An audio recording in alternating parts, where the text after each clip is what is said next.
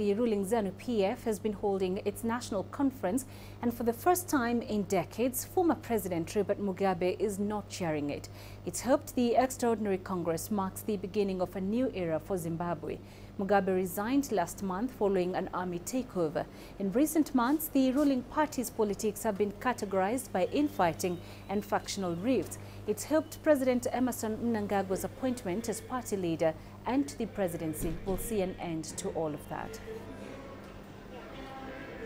Let's get you more now on that story. I'm joined live from Harare by our correspondent Farai Mokutuya. Farai, can you walk us through the highlights of the ZANU-PF Extraordinary Congress?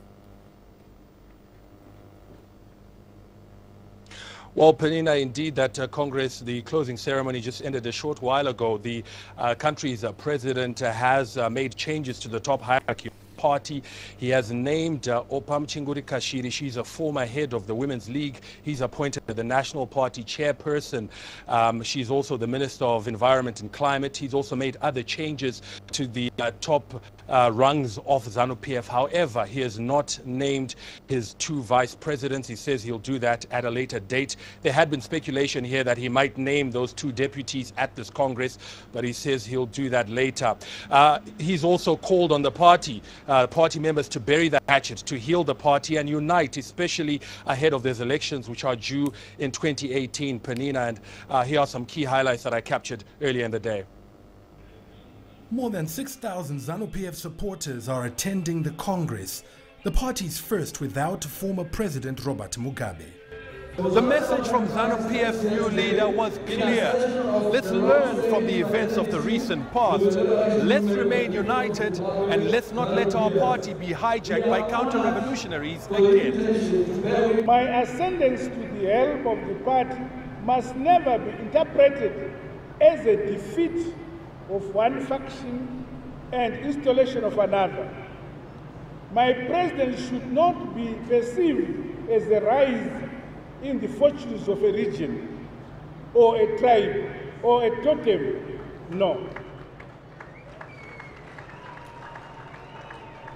My presidency is about a united ZANU-PF,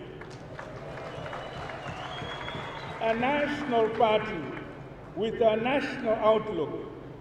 The Special Congress has confirmed Emmerson Mnangagwa as party leader and as ZANU-PF's candidate for the 2018 presidential elections.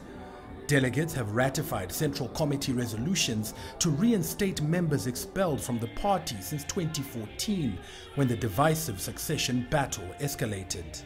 Mnangagwa's administration has taken measures to end years of economic decline.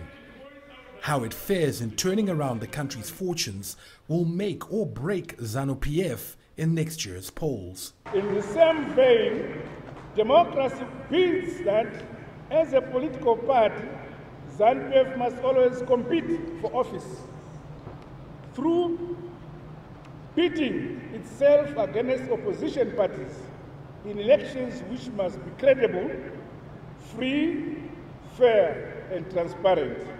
This we will continue to do as we have since independence. And I have already announced that the 2018 harmonized general elections will be held as scheduled. The Congress has been shortened from 6 to 3 days to reduce its budget in line with the government's new cost-cutting measures. Farai Mokutuya, CGTN, Harare, Zimbabwe. Farai, we've seen a tumultuous couple of weeks in Zimbabwe. ZANU-PF wants to refocus now on the issues affecting ordinary Zimbabweans. How encouraged are people about that? Well, indeed, I think many people here feel that this renewed focus, it's a new era for Zimbabwe. For the first time in a number of years, ZANU-PF is not fighting within itself. It's not preoccupied with this succession debate, because the key question here, the most lingering question here, was who would replace former President Robert Mugabe. We now know who that person is, and people are now optimistic. They are confident that this new administration will now be able to do some of the things that they were unable to do under the former president. So people have welcomed this new government, but they are also saying, let's give it time and see if indeed, you know, the good indications, the good signals we've seen so far will be followed through by action, Penina. And for our elections are due in 2018, is ZANU-PF concerned at this stage that the rifts within the party may cause it to lose ground during the elections?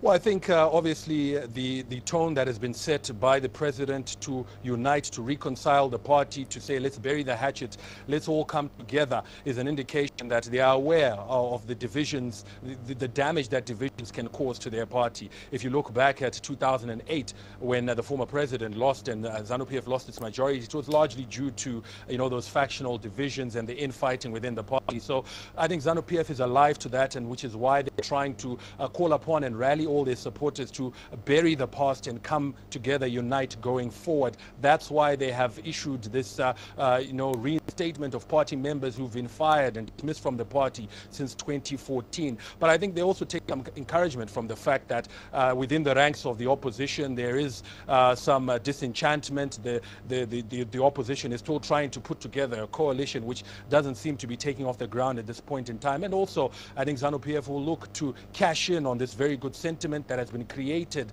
around the changes, the removal of President Robert Mugabe, this operation that has been undertaken by the military, the purging of officials and members who were thought to be corrupt. ZANU-PF will certainly look to capitalize ahead of these elections, Penina. All right, Farai Mokutuya, live for us in Harare. Thank you, Farai, for your time.